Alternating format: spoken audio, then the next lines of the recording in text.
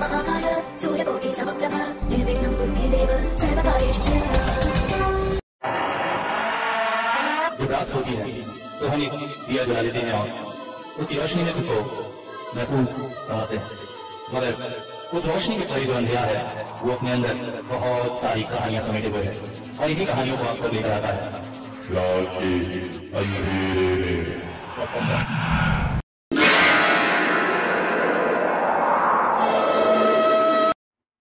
Hello, नमस्कार, आदाब, सत श्री अकाल दोस्तों, सब कैसे हैं? और आशा करता हूँ सब अच्छे ही हैं। और भाई कैसा लगा आप लोगों को कल का लाइव? थोड़ा सा कुछ अलग मनोरंजनपूर्ण करने की कोशिश की थी। हालांकि दोस्तों कल के लाइव से यार अपने को तो कोई प्रॉफिट नहीं हुआ, काहे कि उसको तो मोनेटाइजेशन ही नहीं मिला, कॉपीराइट एक्ट आ गया।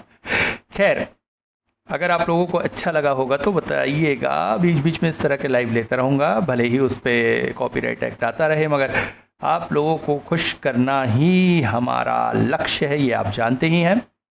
हाँ, ये ज़रूर है कि नई नई तरह की स्टोरीज़ आपके लिए लेके आ रहा हूँ, मगर अब धीरे धीरे देख रहा हूँ कमेंट्स तो बहुत ही कम आ रहे हैं। लोग चुपके से सुन के निकल जाते हैं। लाइक भी आजकल कुछ कम ही आ रहे हैं, मगर कुछ लोग हैं जो रेगुलर लाइक करते हैं, जिसमें से अनीता कौशल जी हैं, भाई अमित है और पटेल साहब हैं और भी बहुत सारे हैं, मगर मुझे इस वक्त नाम याद नहीं आ रहा है। जो जो कमेंट करते हैं समझ लीजिएगा मैंने उनका नाम बोल दिया है और उनका दिल से शुक्रिया।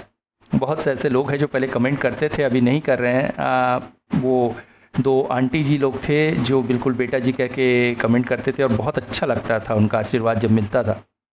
एक अंकल जी भी थे, उनका भी अभी तक कमेंट नहीं आ रहा है, पता नहीं क्या बात है। और अपने एक सरदार जी भाई है जो पीछे के स्टोरीज़ पढ़ पढ़ के कमेंट कर रहे थे, उनके भी कमेंट आने बंद हो गए हैं। कहाँ हो भाई साहब, वापस आ जाओ। और जितने लोग कर रहे हैं कमेंट, उनका मैं नाम नहीं ले रहा हूँ, उनका दिल से शुक्रिया भाई, बुरा मत मानिएगा, इतने सारे नाम मुझे याद नहीं रहते हैं। हाँ, एक बात और भाई, आप लोगों ने मुझे फेसबुक पे फॉलो नहीं किया है यार। मैंने देखा फेसबुक पे मेरा एक भी फ्रेंड का नहीं दिखा रहा है, तो भाई करो यार, क्या है, एक छोटा सा लाइक ही तो करना है। अब ये मत कहना कि फेसबुक का पेज, भाई डिस्क्रिप्शन देखिए, डिस्क्रिप्शन में मैंने सब कुछ डाल दिया, मेरे सारे चैनलों के लिंक डाल दिए, मेरे इंस्टाग्राम का लिंक डाल दिया, मेरे फेसबुक का लिंक डाल दिया, मेरे व्हाट्सअप का नंबर डाल दिया। कई लोग मुझसे यही कहते हैं आपका व्हाट्सअप नंबर दीजिए, व्हाट्सअप नंबर दीजिए। अब आप लोग खुद सोचिए कि पब्लिक में इस तरह से व्हाट्सअप नंबर दे पाना संभव है? आप लोग जो मांगते हैं इस तरह से, मैं अभी आपको सबके सामने कमेंट में लिखूँ, सब उसको पढ़ें, और पढ़ के कुछ लोग फिर दिमाग ख़राब वाले आ जाते। जैसे वो बंदा एक था पूरा पागल, खुद कहता था दिल्ली में साइकोलॉजी की पढ़ाई कर रहा हूँ, साला खुद पागल था। उसके स्टोरी पब्लिश कर दिया तो उसको ऐसा नशा चढ़ गया कि ऐसी ऐसी स्टोरीज़ लिख रहा था, भगवान कसम। और जब नहीं पब्लिश किया तो फ़ोन करके गालियाँ देता था। बड़ा अजीब टाइप का बंदा था भाई, बड़ा मुश्किल से पीछा छुड़ाया। मैंने भी अच्छा तंग किया उसे। वो दिन में कॉल करके गालियाँ देता था तो मैं रात के 2 बजे 3 बजे उसे कॉल करता था। बेचारा इतना परेशान हो गया, शायद उसने अपना नंबर ही बंद कर दिया। भैया हमारी तो आदत है, हम पहले से किसी को तंग नहीं करते, मगर कोई करे तो फिर छोड़ते नहीं। खैर, तो भैया सब कुछ है डिस्क्रिप्शन में, एक बार डिस्क्रिप्शन को थोड़ा पढ़ लो, थोड़ी मेहनत कर लो। और फेसबुक पे जल्दी से जल्दी और ज़्यादा से ज़्यादा आप लोग ऐड हो। वहाँ पर भी मैं सोशल रेवोल्यूशन के लिए बहुत सारे लेख लिखते रहता हूँ, आप लोगों की लाइक की ज़रूरत है उसे। आज सवेरे से ही तेज बारिश हो रही थी, सभी लोग घरों में ही दुबके हुए थे। रिया का मन भी हो रहा था कि इस बारिश में ना निकले।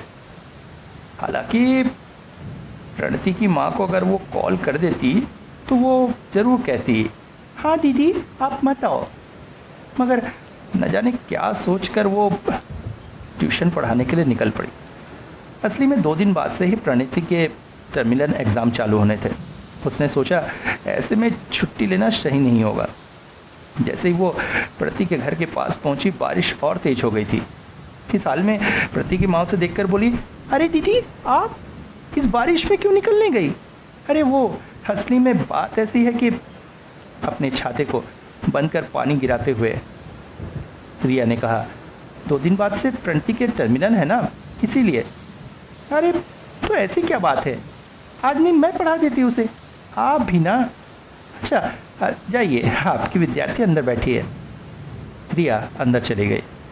प्रणति अपनी किताबें लेकर बैठी हुई थी। थोड़ी देर पढ़ाने पर रिया को महसूस हुआ प्रणति का आज मूड कुछ ठीक नहीं है। अचानक वो बोली, क्या बात है, मूड खराब है? सिर किताब की तरफ रखे हुए वो हाँ में सिर हिला दी। क्या हुआ, बताओ। दीदी, आप वो मेरी फ्रेंड मिष्टी को जानती है ना? हाँ, उसकी भी ना आप ही की तरह एक ट्यूशन टीचर थी, उसका ना मर्डर हो गया है। सुनकर चौंक पड़ी रिया। अच्छा, कैसे?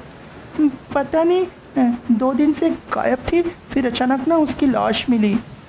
वो ना बहुत रो रही थी, मेरा भी ना मूड बहुत ख़राब हो गया है। सुनकर रिया को आश्चर्य लगा। बात तो सच है, इस तरह से बच्चे के कोमल मन पर बहुत आघात लगता है। पढ़ाई जब ख़त्म हुई तो बाहर तेज बारिश हो रही थी। ऐसा लग रहा था जैसे तूफान आया हो। अचानक ही प्रणति की माँ बोली, दीदी आज आपका घर जाके कोई काम नहीं है, आज एक काम करिए, आप यहीं रह जाइए, देख तो रही हैं बाहर की हालत। अरे नहीं भाभी, मैं रुक नहीं पाऊँगी, असली में भैया दूसरे शहर गए हैं टूर के नाम से, माँ घर में अकेली होगी, ऐसे में बहुत बहुत परेशान होगी। अच्छा, तो फिर कम से कम बारिश रुकने तक इंतज़ार करिए, इस तेज बारिश में आप कहाँ जाएंगी? आप एक काम करिए, सोफे पर आराम से बैठिए, मैं आपके लिए चाय और कुछ खाने को लाती हूँ। इंतज़ार करते करते करीब 9 बज गए। बारिश थोड़ी हल्की हुई। रिया निकल पड़ी। रास्ते पर पहुंची तो एक भी ऑटो नहीं दिख रहा था। ओह, ऐसे हाल में पैदल चल के जाना तो संभव था ही नहीं। दूर से रोशनी से आती दिखी। पास आते आते पता चला ऑटो है। पास ही रुककर ड्राइवर ने सिर बाहर निकाल के पूछा, दीदी कहाँ जाएंगी? ट्यूशन पढ़ाने गई थी। वो चौंक पड़ी।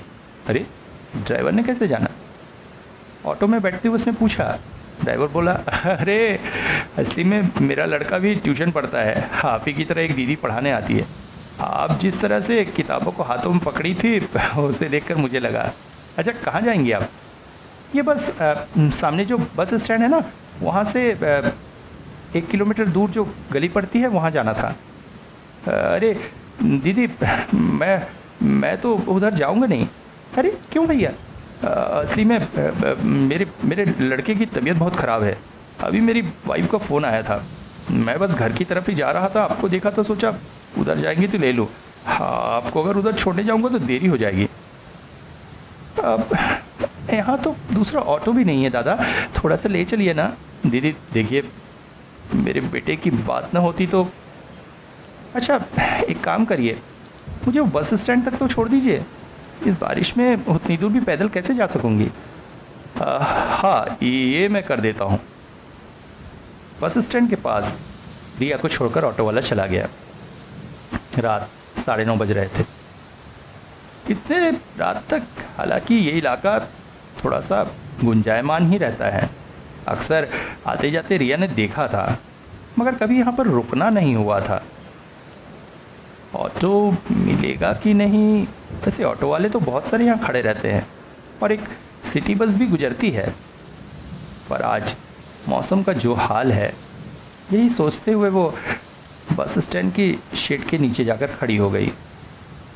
मगर आसपास एक भी ऑटो न था। उसे बेहद निराशा हो रही थी। ओफ, एक तो सुनसान इलाका, ऊपर से वो मन कर रहा था पैदल ही घर की तरफ निकल जाए। पहुँचते पहुँचते 20-25 मिनट लगेंगे, मगर रास्ता जिस तरह से सुनसान था, एक अकेली लड़की का ऐसे अकेले जाना, इसलिए वो वहीं खड़ी रही। कोई ना कोई ऑटो वाला आ ही जाएगा। आसपास पूरी तरह से सन्नाटा था। तभी अचानक कानों में आवाज़ पड़ी, दीदी। चौंक कर उसने पीछे देखा।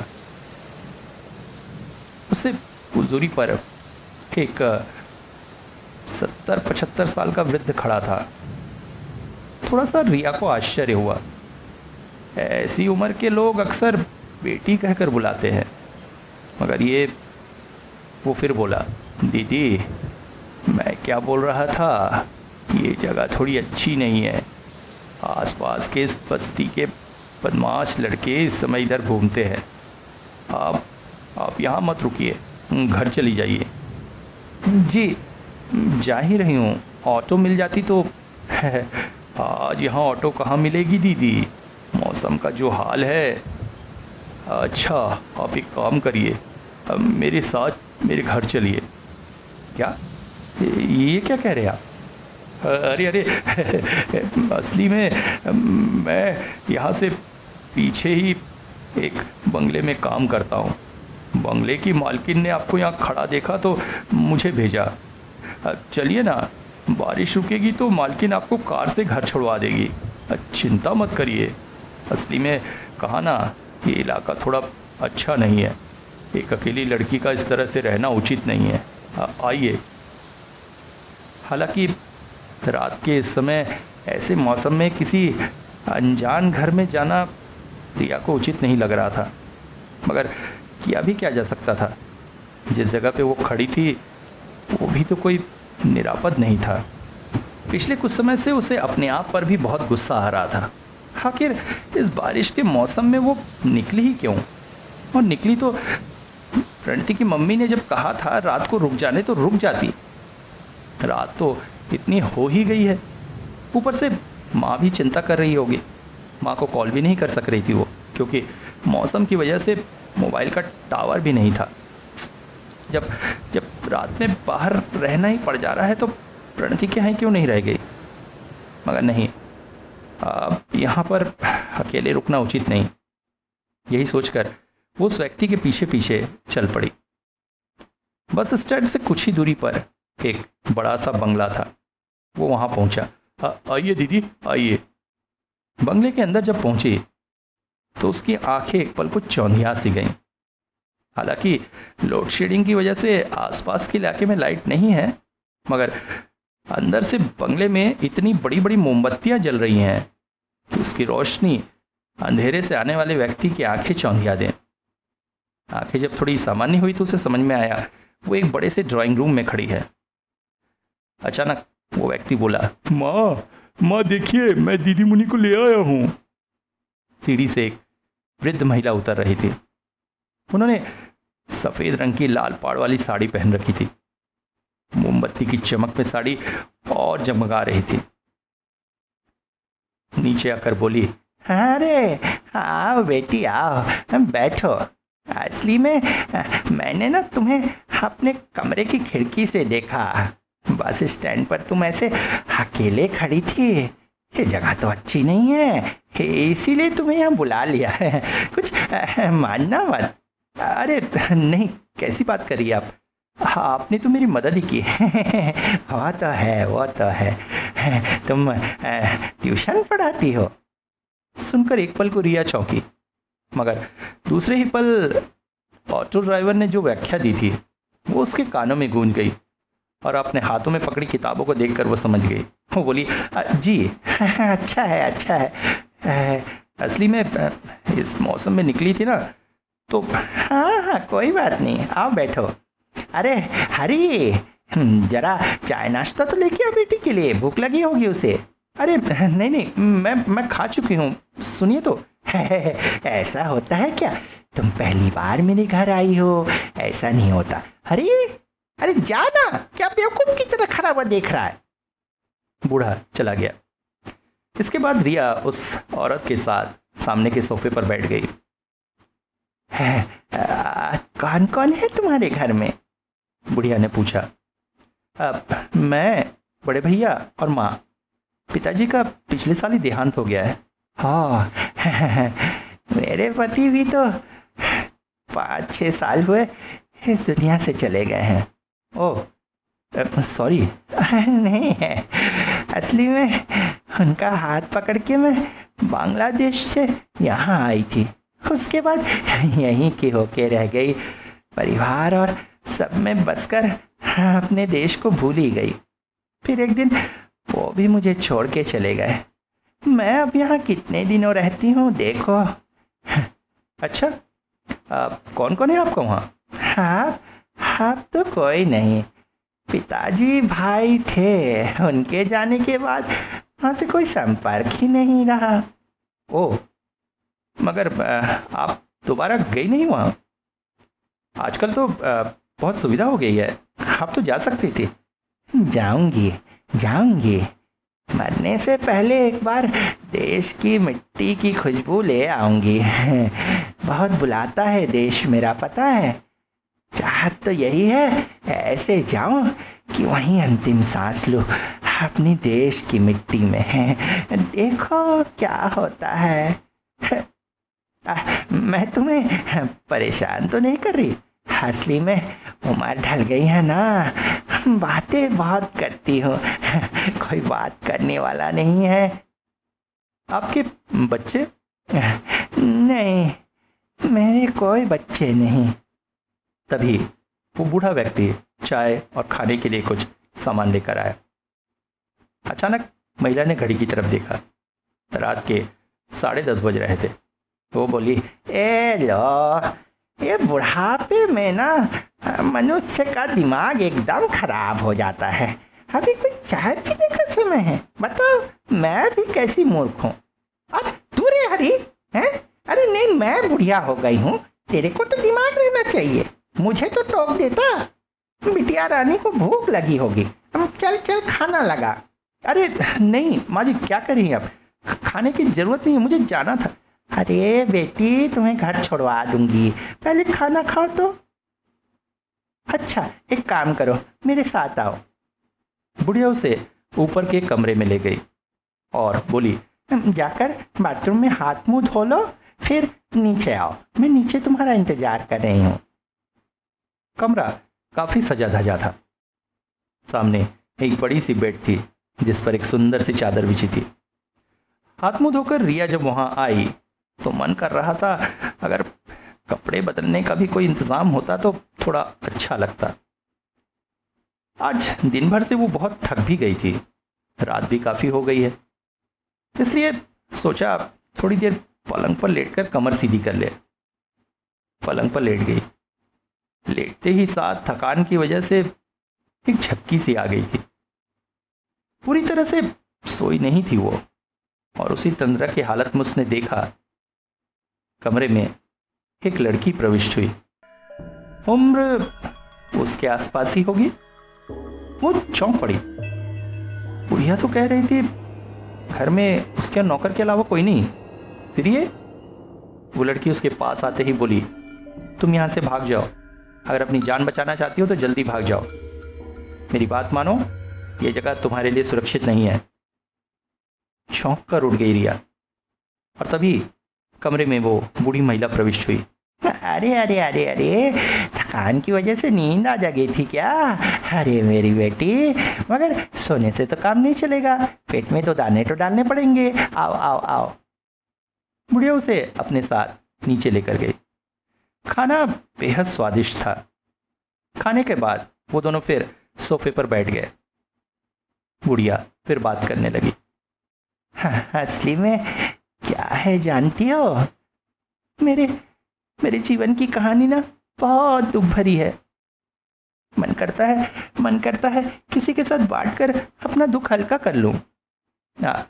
बताइए ना माँ जी, वैसे भी मैं तो अभी यहाँ हूँ, आपकी बातें सुनकर ही थोड़ी रात कट जाएगी, तब तक बारिश भी कम हो जाए। सुनोगी तो सुनो बेटी, मैंने ना तुमसे झूठ बोला। मेरी ना एक बेटी थी, बहुत प्यारी, बहुत सुंदर थी मेरी सोनल। धीरे धीरे बड़ी होने लगी। जब वो 16-17 साल की हुई, तभी मेरे पति मुझे छोड़कर चले गए। अब मेरे जीने का एक ही सहारा थी मेरी सोनल। मैं उसे बहुत लाड प्यार करती थी, मगर जैसे जैसे वो और बड़ी होने लगी, मुझसे दूर होने लगी। फिर जैसे बदल सी गई थी मेरी बेटी। मुझे लगता ही नहीं था वो मेरी सोनल है। और फिर मेरी बेटी गलत रास्ते पे चली गई। एक दिन लौट कर आई और कमरा बंद करके खूब जोर जोर से रोने लगी। मैं तो घबरा उठी। मैंने दरवाज़ा खटखटाकर उसे दरवाज़ा खोलने को कहा, मगर उसने नहीं खोला। बहुत बार खटखटाने आवाज़ देने के बाद उसने दरवाज़ा खोला। उसे देखकर मैं चौंक पड़ी। रो रो कर आंखें फूल गई थी। मैं उसे लेकर बिस्तर पर बैठी। प्यार से लाड से सहलाकर पूछा तो उसने बताया वो माँ बनने वाली है और उसका बॉयफ्रेंड कहीं भाग गया है उसे धोखा देकर। सोचो तो एक माँ के दिल पर ये सुनकर क्या बीत रही होगी। मैं भी उसे पकड़कर खूब रोई। फिर मैंने एक फैसला किया। मैं उसे बड़े डॉक्टर साहब के यहाँ लेकर गई, मगर डॉक्टर ने बताया 5-5.5 महीने हो गए हैं, अब एबॉर्शन नहीं हो सकता। मैं घर चली आई। उसके बाद हमारे घर परी आई, सोनल की प्यारी सी सुंदर सी बेटी। मगर सोनल को उससे नफरत थी। उसने कभी उसे माँ का प्यार नहीं दिया। पर मैं ही परी को अपने हाथों से पालने लगी। परी धीरे धीरे बड़ी होने लगी। जैसे ही वो 2 साल की हुई, एक दिन सोनल ने फांसी लगाकर आत्महत्या कर ली। फिर तो मोहल्ले वालों में भी बात फैल गई। सब मेरे पीठ पीछे परी को नाजायज औलाद कहने लगे थे। परी छोटी थी, कुछ समझती नहीं थी। फिर धीरे धीरे परी बड़ी हुई। तब उसे स्कूल में भर्ती किया। मगर फिर मुझे समझ में आया परी की पढ़ाई लिखाई नहीं हो सकेगी, क्योंकि मैं तो अनपढ़ ही हूँ। तब हरी ने ही कहा उसे ट्यूशन टीचर की ज़रूरत है। फिर मैंने तुम्हारे जैसी ही एक लड़की को ट्यूशन लगाया। वो उसे पढ़ाती जरूर थी, मगर मेरी फूल जैसी बच्ची को वो डांटती थी, मारती थी। मगर मैं कुछ नहीं कर सकती थी, क्योंकि परी को पढ़ाना लिखाना जो था। फिर एक दिन उसकी मास्टर ने किसी बात पर बहुत गुस्सा हुई, परी को बहुत डांटा और उसे कहा तू नाजायज औलाद है, तू क्या पढ़ेगी। तब तक परी बड़ी हो चुकी थी, समझदार हो चुकी थी। उसने मैडम से पूछा नाजायज औलाद का मतलब क्या है। तब मैडम ने बताया तेरे बाप का पता नहीं है, तेरा बाप कौन है कोई नहीं जानता है। उसके बाद से मेरी परी हंसना खेलना भूल गई, गुमसुम सी रहने लगी, रोती थी वो। मैंने उसे बहुत समझाने की कोशिश की। फिर एक दिन इसी छत से कूदकर उसने जान दे दी। मैं इस दुनिया में पूरी तरह से अकेली रह गई। तुम ही बताओ क्या दोस्त था मेरे बच्चों का। उसके बॉयफ्रेंड उसे धोखा दिया, इसमें सोनल का क्या दोष, परी का क्या दोष था। उस मास्टरनी ने उसे पढ़ाने लिखाने के बजाय ये किया। और तभी मैंने कसम खा ली, इस दुनिया की सभी मास्टरनियों को उनके कर्मों की सजा मिलेगी। परी की मास्टरनी को मैंने यहीं इसी कमरे में मारा था। बुलाया था उसे और फिर चाकू से गर्दन काट दी थी और फिर वो गर्दन ढाल दी थी भूखे कुत्तों के सामने। कुत्ते नोच नोच कर उसका सिर खा गए थे। फिर उसकी लाश को क्या किया पता है? उसकी लाश के छोटे छोटे टुकड़े करके पकाया और फिर उधर बस्ती में रहने वाले भूखे इंसानी कुत्तों के आगे दे आई। वो भूखे गरीब कुत्ते उसे स्वादिष्ट मांस समझ के हजम कर गए। उसके बाद से जब भी मैं किसी को ट्यूशन टीचर सुनती हूँ ना, मेरे दिमाग में आग सी लग जाती है। अभी अभी पिछले दिन ही तो एक और ट्यूशन टीचर को मारा था। मैं रास्ते से जा रही थी, अचानक एक बच्ची मिली, मिष्टी नाम की, बहुत प्यारी बच्ची थी। मैंने उससे बातें की, दुकान से चॉकलेट खरीद कर दिया। उसने बताया उसकी एक ट्यूशन टीचर है। मेरे दिमाग में तभी आग लग गई। मैंने उसे बुलाया, कहा मेरी बच्ची को ट्यूशन पढ़ाना है, और उसकी भी गर्दन काट दी। चौंक पड़ी थी रिया। आखिर ये महिला ये सब क्या प्रलाप पक रही है? मगर मिष्टी की टीचर, उसे याद आया, प्रणति ऐसा ही तो कुछ बोल रही थी उसकी फ्रेंड का नाम। तो क्या उसका मर्डर भी है? अब मेरे जाल में तुम फंसी हो। तुम भी यहां से जिंदा नहीं जा पाओगी। आखिर तुम भी तो ट्यूशन टीचर हो ना। क्या बक रही है ये औरत? और वो लड़की कौन थी? और उसने क्यों कहा था उसे यहां से भाग जाना चाहिए? खैर, अभी कोई देर नहीं हुई है। ये दो बूढ़े ही तो घर में हैं। आखिर वो उसे क्या रोक पाएंगे? वो यहां से भागेगी वो, कहकर जैसे ही उसने मेन गेट की तरफ नजर घुमाई, चौंक पड़ी वो। ओह, मेन गेट में एक बड़ा सा ताला लटक रहा था। ये क्या? भागने की आखिरी उम्मीद भी जाती रही, मगर फिर भी वो डरेगी नहीं। वो उठ खड़ी हुई। देखिए, आप क्या बकवास कर रही हैं, मुझे कुछ नहीं पता। ना तो मेरा आपके परिवार से कोई लेना देना है और ना ही कुछ। और मैं ट्यूशन टीचर हूं, ये मेरा कोई कसूर नहीं है। आप मेरा कुछ नहीं बिगाड़ सकती, समझी? ताला खुलवाइए। अभी रिया ये सब बातें कर ही रही थी कि अचानक उसकी आंखों के सामने अंधेरा छाने लगा। बेहोश होने से पहले उसने देखा वो बूढ़ा और वो बूढ़ी महिला दोनों ही उसे देखकर खूंखार तरह से हंस रहे थे। होश आया तो रिया ने खुद को एक अंधेरे से कमरे में पाया, जहां रोशनी बिल्कुल भी नहीं थी। हाँ, आसपास की खिड़कियों से रोशनी के कुछ झोंके आ रहे थे। उसके हाथ एक मजबूत कुर्सी के पिछले हिस्से से बंधे हुए थे। कौन है? छोड़ो मुझे, जाने दो मुझे। पूरा कमरा एक अजीब तरह की बदबू से भरा हुआ था। रिया का मन किया अपने हाथों से नाक ढक ले, मगर हाथ तो पीछे बंधे हुए थे।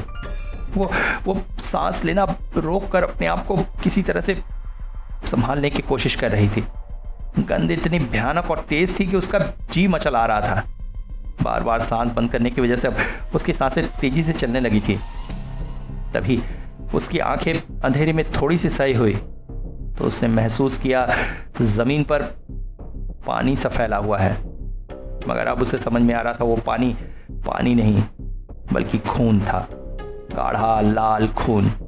और आसपास बहुत से इंसानी लाशें पड़ी हुई थी और इन्हीं लाशों के सड़ने की बदबू से तभी अचानक कमरे में हल्की सी रोशनी हुई। सामने वो बूढ़ा खड़ा था। वो चीख पड़ी, आप लोग मेरे साथ ऐसा क्यों कर रहे हैं? मुझे छोड़ दीजिए, जाने दीजिए मुझे। मैंने आप लोग को क्या बिगाड़ा है? दीदी, चिल्लाओ मत। माँ को तुम बहुत पसंद आई हो, वो तुम्हें ज्यादा तकलीफ नहीं देगी। बस आती होगी माँ तेज धार वाले दाव को लेकर, एक बार और तुम्हारी मौत, बस सारा खेल खत्म। शांत हो जाओ। मगर ये सब क्या है? तुम लोग क्या करते क्या हो? क्या करोगी जानकर दीदी? कुछ ही देर बाद तो तुम भी इन्हीं लाश जैसी हो जाओगी। थोड़ा चुप बैठो, और वैसे भी यहाँ चिल्लाकर सिर्फ तुम्हारा गला फटेगा और कुछ नहीं होगा, कोई तुम्हारी आवाज नहीं सुनेगा। कहकर वो व्यक्ति कमरे से बाहर चला गया। रिया फूट कर रो पड़ी। ये सब क्या हो रहा है उसके साथ? आखिर किस बुरे क्षण में वो घर से निकलने गई, और क्यों नहीं प्रणति की माँ की बात उसने मान ली? हो, ये सब और उसकी माँ कितना परेशान हो रही होगी। हाँ, माँ के लिए तो वो नहीं रुकी थी कि रात को माँ अकेली रहेगी, और आज ये सब क्या हो रहा है उसके साथ। किसी को मदद के लिए भी तो नहीं बुला सकती थी, भाई भी इस समय यहाँ नहीं है, इसलिए वो इस मुसीबत में फंस गई। मगर क्या माँ को उसकी मुसीबत का एहसास नहीं हो रहा होगा? कहते हैं माँ और बच्चे आपस में टेलीपैथी से जुड़े हुए रहते हैं, तो क्या उसकी इस मुसीबत का एहसास माँ को हो रहा होगा? माँ और परेशान होगी, माँ की तबीयत तो खराब नहीं होगी। क्या पता आज के बाद वो दोबारा माँ को देख भी सके या नहीं। अपनी माँ का भोला चेहरा उसकी आंखों में उभर आया, आंसुओं के बांध टूट गए। वो जोर से रोने लगी।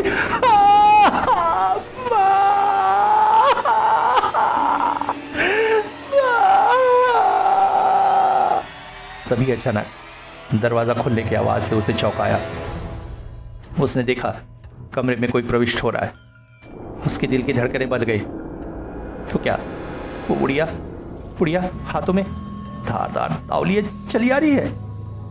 मगर नहीं। उसने देखा हाथों में छोटी सी मोमबत्ती लिए वही लड़की कमरे में प्रविष्ट हो रही थी जो उस समय उसके कमरे में आई थी। ओह, एक पल को उसे लगा था शायद उसने सपना देखा था, मगर नहीं, ये सच है। ये लड़की इसी कमरे में रहती है। मगर कौन है ये? लड़की उसके पास आई और बोली, मैंने तुम्हें तभी कहा था चली जाओ, चली जाती सारा झंझट खत्म हो जाता। क्यों नहीं गई तुम? मैं कुछ बोल नहीं सके रिया। अच्छा छोड़ो, अभी एक काम करो, मैं तुम्हारे हाथ खोलती हूँ। उस लड़की ने जल्दी उसके हाथ खोल दिए और फिर बोली, आओ मेरे साथ जल्दी, वो लोग इस वक्त पूजा कर रहे हैं, उनकी पूजा खत्म होने से पहले तुम्हें यहाँ से भागना है, चलो। फिर वो उसे बाहर के कमरे की तरफ ले गई जहाँ पर एक बड़ी सी खिड़की थी। वो बोली, इसे कूदकर भाग जाओ और इस घर से जितनी दूर हो सके चली जाना। बाहर तेज बारिश हो रही थी। अचानक रिया बोली, और तुम भी मेरे साथ चलो, उनको अगर पता चल गया तुमने मुझे भगाया है तो? मेरी चिंता छोड़ो, तुम जाओ, अपनी जान बचाओ। बार बार कहने के बाद भी वो लड़की रिया के साथ नहीं आई। अंततः रिया उस खिड़की से कूदकर बाहर आ गई और पागलों की तरफ बेतहाशा दौड़ती चली आई। बार बार उसे ऐसा लग रहा था जैसे वो लोग उसके पीछे आ रहे हैं। वो पागलों की तरफ बेतहाशा दौड़ती जा रही थी। आसमान से मूसलाधार बारिश हो रही थी, मगर इस बात की उसे कोई परवाह नहीं थी। पर दौड़ते दौड़ते अचानक रिया ने महसूस किया उसका शरीर अब उसका साथ छोड़ रहा है। ऐसे ही थकान से भरी हुई थी वो। उसके बाद जो कुछ हुआ, उसके बाद शरीर में और ताकत कहाँ से रहती है? अचानक दौड़ते दौड़ते ही हड़बड़ाकर जमीन पर गिर पड़ी। अब उसके शरीर में थोड़ी सी भी ताकत नहीं थी कि वो अपने आप को उठा सके। गीली जमीन पर ही वो बैठी रही। तेज मूसलाधार बारिश हो चली जा रही थी। तभी अचानक एक रोशनी दूर से आती दिखी। रिया का पूरा शरीर कांप उठा। वो लोग उसे ढूंढ लिए, वापस आ रहे हैं। मगर जैसे जैसे रोशनी पास आई, एक आवाज को सुनकर उसके मन में ढाढ़स उठा। ये ऑटो की आवाज थी। तभी अचानक कानों में आवाज पड़ी, अरे दीदी, आप यहाँ कैसे? चौंक पड़ी रिया। थोड़ा सा आंख सहे हुआ तो समझ में आया ये वही ऑटो वाला था जो उसे बस स्टैंड तक छोड़ के गया था। अरे आप आइए ऑटो में बैठिए। ऑटो में बैठकर रिया ने उससे पूछा कि वो वहां कैसे। तब उसने बताया, असली में बेटे को डॉक्टर दिखाकर जब मैं घर लौटा तो मेरी बीवी ने उसे अच्छे से नहला दिया, फिर दवाई खिला दी। जब वो थोड़ा सा सामान्य हुआ तब मैंने आपके बारे में उसे बताया। सुनकर तो वो भयंकर गुस्सा हुई। बोली, ऐसे सुनसान इलाके में तुम दीदी को छोड़कर आए हो? वैसे भी इस बरसात की रात में उसे ऑटो नहीं मिला होगा, जाओ उसे घर छोड़ाओ। बस आप ही को ढूंढता हुआ मैं बस स्टैंड तक गया था। आप वहां नहीं मिली तो घर लौट रहा था, मगर आप यहां कैसे पहुंची? इसके बाद रिया ने उसे जो कुछ भी हुआ था सब कुछ विस्तार से बता दिया। सुनकर वो चौंक पड़ा। अरे उस घर में एक बूढ़ा बुढ़िया रहते हैं, ये हम लोग जानते हैं, मगर वहां ये सब हो रहा है ये पता नहीं दीदी। अब आप क्या करेंगे? सोच रही हूँ पुलिस स्टेशन जाओ, मगर इस तूफानी रात में वहां कोई होगा? एक काम कीजिए दीदी, आप अभी घर जाइए, सवेरे मैं खुद आपको लेके चलूंगा पुलिस स्टेशन। रिया घर चली गई। अगली सुबह ऑटो वाले के साथ वो पुलिस स्टेशन पहुंची और वहां से पुलिस को साथ लेकर उन्होंने उस घर में दबिश दी। हालांकि बूढ़ा बुढ़िया घर में नहीं मिले, मगर पुलिस को मिली बहुत सारी सड़ी गली लाशें। सभी लाशों को गाड़ी में भरवाया जा रहा था। तभी अचानक एक लाश को देखकर रिया जोर से चीख पड़ी, आ! पुलिस वालों ने सोचा इतनी सारी लाशें देखकर शायद वो घबरा उठी है, मगर जब ऑटो वाले ने उससे पूछा तब रिया ने बताया, भैया वो लाश, वो लड़की की लाश। हाँ क्या हुआ दीदी? यही तो लड़की है जिसने मुझे हाजत कराया था। क्या कह रही है आप? लाश को देखकर लग रहा है 5-6 दिन पुरानी है, फूल चुकी है, और आप कह रही है इसने आपको आजाद कराया था? हाँ भैया, मैं उस लड़की का चेहरा किसी हाल में नहीं भूल सकती। इसके बाद बहुत सारे पोस्टर छपे उस बूढ़ी महिला और बूढ़े व्यक्ति के। शहर के गली गली कूचे कूचे में पोस्टर लगा दिया गया। पोस्टर के नीचे लिखा था, वांटेड, डेड, डेड।